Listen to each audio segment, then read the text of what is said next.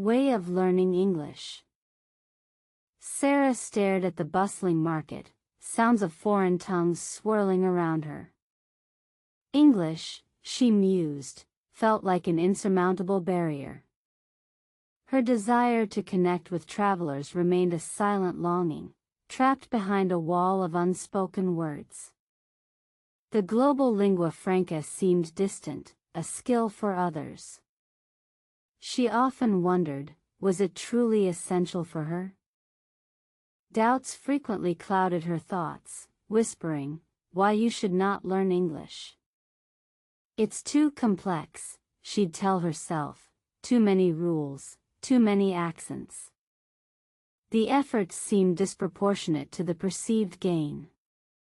Yet, deep down, a persistent curiosity tugged at her, hinting at unexplored possibilities waiting just beyond her current linguistic confines. One day, observing a lively interaction between a vendor and a tourist, Sarah felt a pang of regret. How to speak with people, she pondered, seemed an impossible art. Her mouth felt heavy, her thoughts tangled. The idea of forming coherent sentences, let alone engaging in conversation, felt like a monumental task beyond her current capabilities. She stumbled upon an old language learning blog, its worn pages offering a simple directive: way of learning English. It wasn't about memorizing grammar books, surprisingly, but rather embracing the language as a living entity. This fresh perspective sparked a tiny flicker of hope within her, a new approach to consider. The first piece of advice resonated deeply: listen English. Sarah started with podcasts during her daily commute, understanding little initially. The sheer volume of unfamiliar sounds was overwhelming. Yet, she persevered, letting the rhythm and intonation wash over her, a gentle immersion into the auditory landscape of the language, without pressure. Gradually, patterns began to emerge from the cacophony. Certain words repeated, phrases gained familiarity. This passive listening slowly transitioned into active engagement. She began to recognize the melody of sentences, even if the precise meaning still eluded her. This was the first true step in her transformative linguistic journey. Next, the blog emphasized, how to improve your English demanded more than just passive intake. It required interaction, even if only with the material itself. She started transcribing short audio clips, forcing her brain to connect sounds with written forms, a challenging but rewarding exercise that sharpened her auditory perception considerably. The biggest hurdle, however, remained: how to talk in English. The fear of making mistakes paralyzed her. Her mind would race, searching for perfect words, only to seize up completely. Public speaking, even to herself, felt terrifying, amplifying her self-consciousness and making simple conversation seem an impossible dream. A subsequent post on the blog addressed this very fear. It urged, why you should practice speaking. The author explained that fluency wasn't about perfection, but about communication. Mistakes were part of the process, stepping stones to improvement, not indicators of failure. This shifted her perspective profoundly. The article suggested a seemingly peculiar method: how to talk at home to yourself. Sarah initially felt silly, speaking to an empty room. Yet, she started describing her day, narrating her actions, even arguing with herself in English.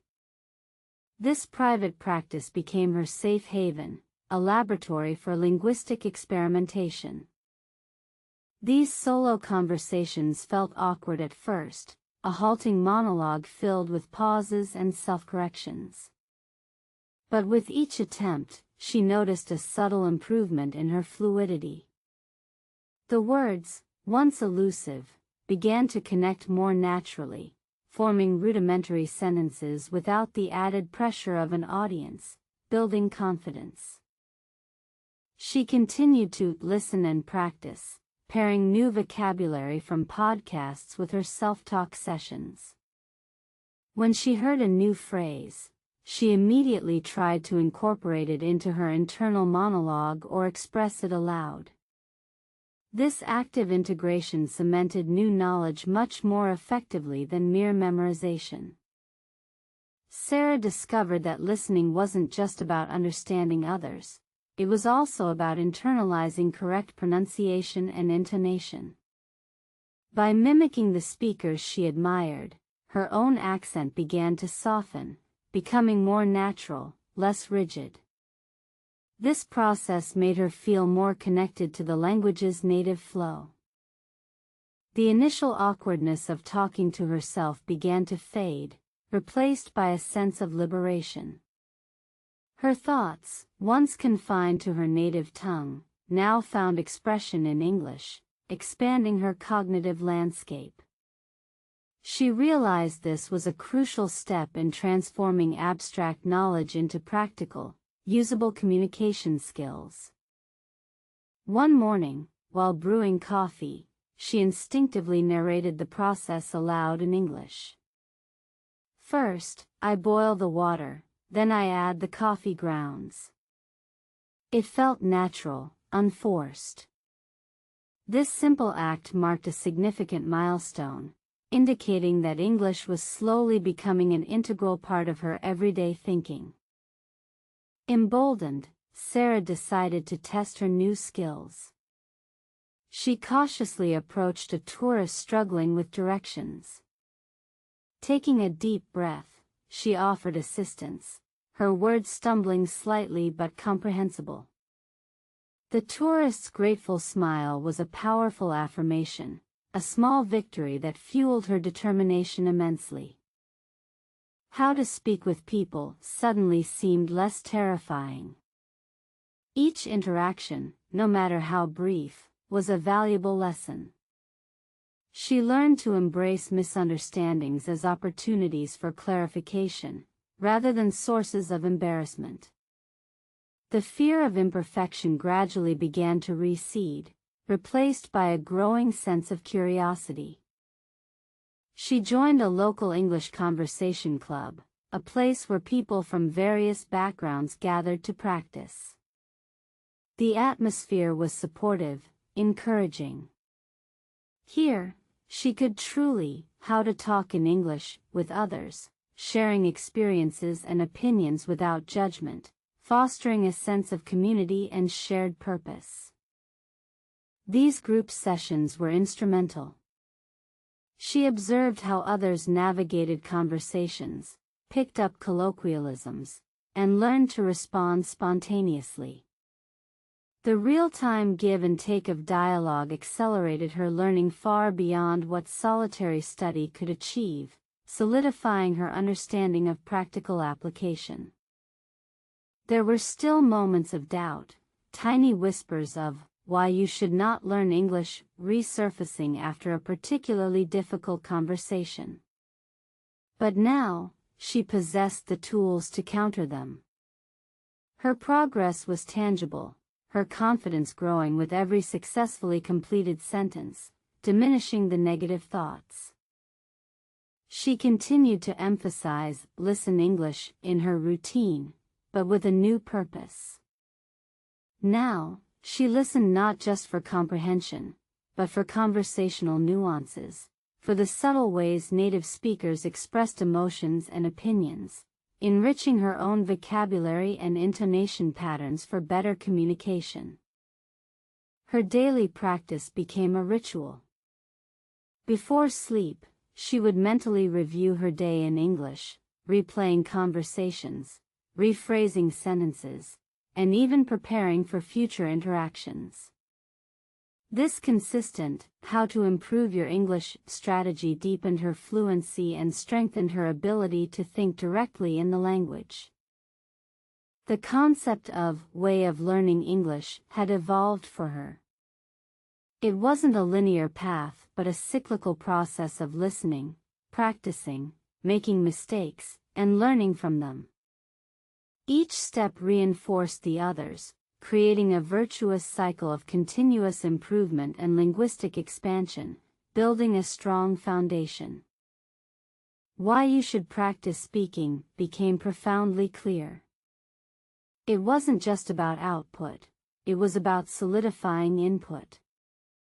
Every time she spoke, she tested her understanding, reinforced grammar patterns, and made new connections in her brain, actively converting passive knowledge into dynamic, fluent expression.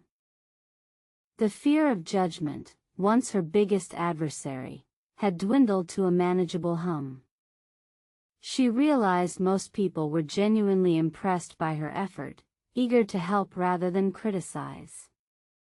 This newfound comfort in vulnerability was a massive psychological breakthrough in her journey, liberating her spirit.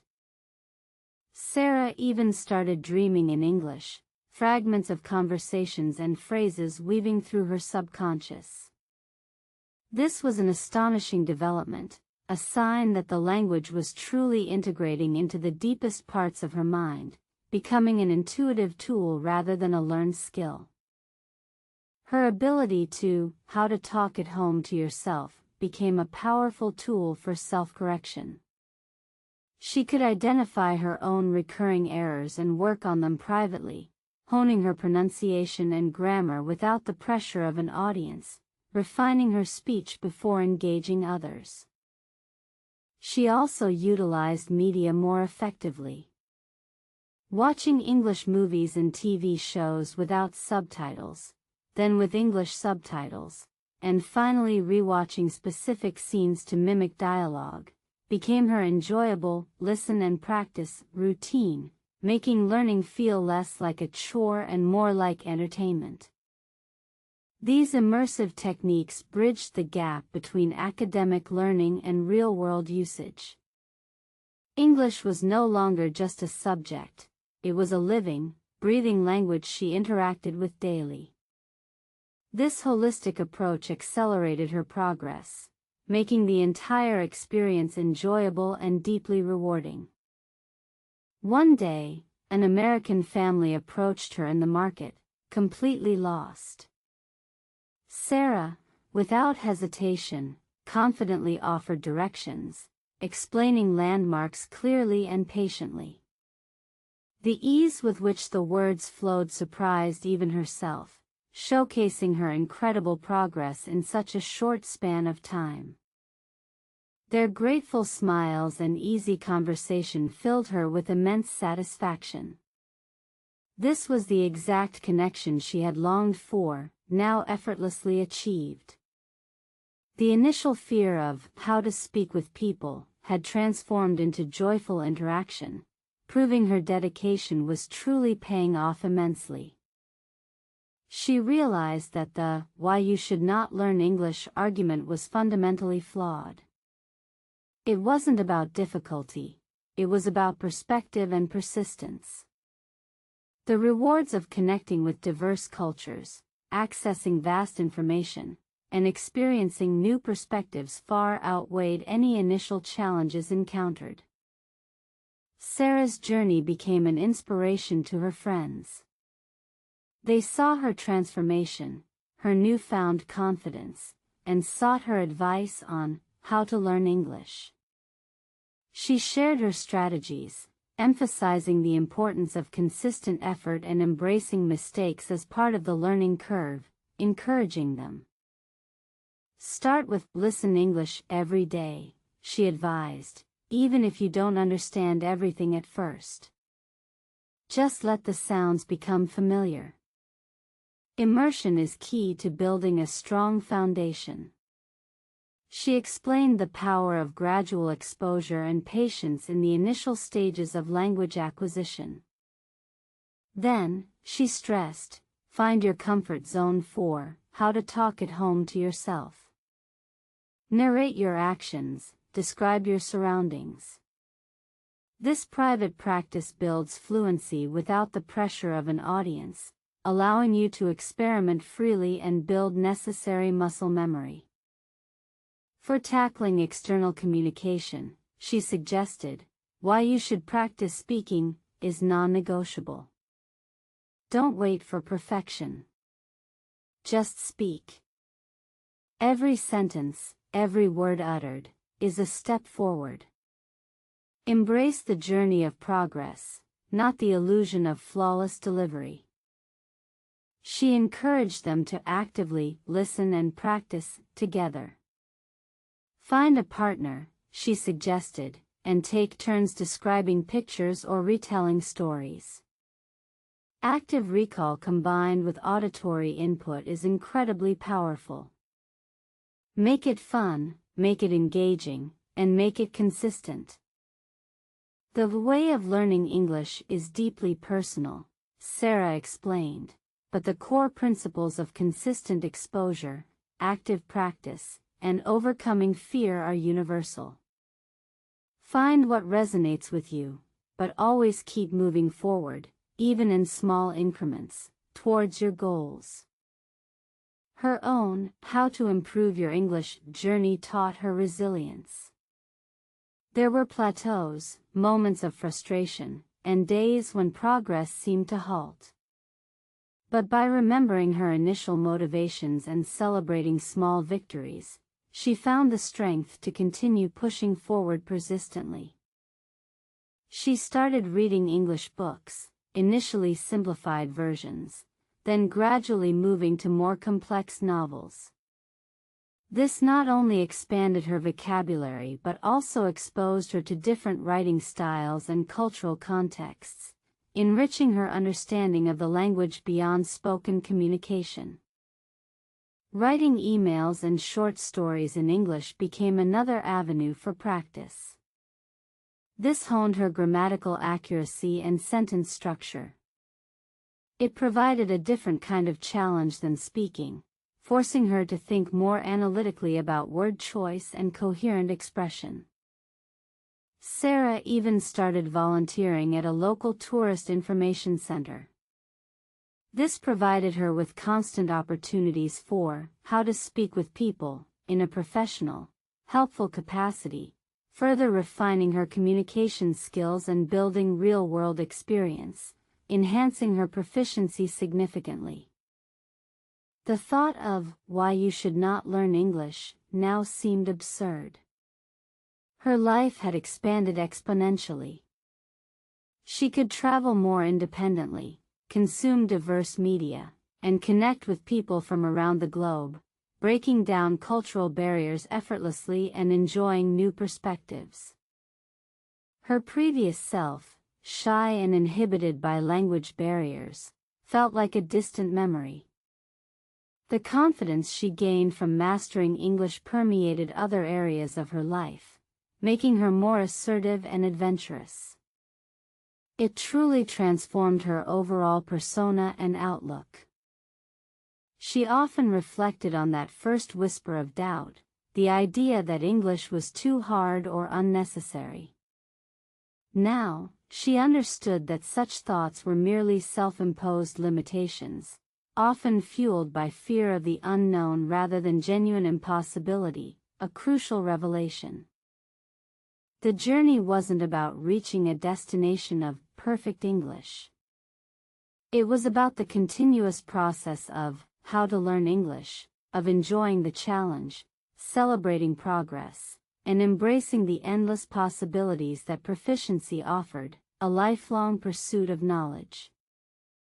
Her ability to how to talk in English had become an unconscious competence.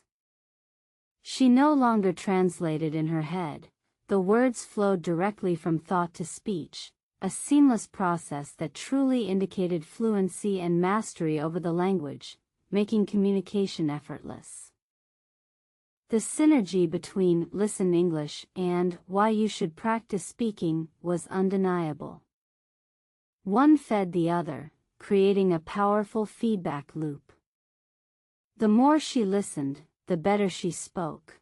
The more she spoke, the better she understood what she heard, accelerating learning. She encouraged everyone to find their own way of learning English, but emphasized consistency. Little and often, she'd say, is far more effective than sporadic bursts of intense study. Make it a daily habit, and watch the magic unfold before your very eyes. The initial fears about how to speak with people had morphed into excitement. Each new conversation was an adventure, a chance to learn more about the world and about herself. English became a bridge, connecting her to new experiences and friendships. And how to talk at home to yourself remained a secret weapon, a sanctuary for honing skills and exploring new vocabulary without external pressure. It was her personal language lab, always available, always forgiving, and always helping her progress steadily. The joy she found in her improved communication skills was immense. No longer a silent observer, Sarah was an active participant in conversations, her voice clear and confident, sharing her unique perspectives with an eager global audience. Her story became a testament to the fact that language learning is accessible to everyone, regardless of their starting point. It requires dedication, but the rewards are profound and far-reaching, transforming lives in unexpected and wonderful ways. Sarah's experience underlined that the best way of learning English is one that integrates all aspects, listening, speaking, reading, and writing, combined with a positive mindset and perseverance, ensuring a comprehensive and enjoyable learning process for all. She was living proof that the "why you should not learn English" argument was a fallacy, a self-limiting belief. Instead, learning English opens doors, breaks down barriers, and enriches one's life in countless, immeasurable ways, empowering individuals globally. Her journey was ongoing, of course. Language is a living thing, always evolving. But she now possessed the confidence and the skills to continue her "How to Improve Your English" indefinitely, always seeking new challenges and expanding her linguistic horizons further. From a hesitant beginner, Sarah had become a confident communicator, fluent in English, connecting with the world on her own terms.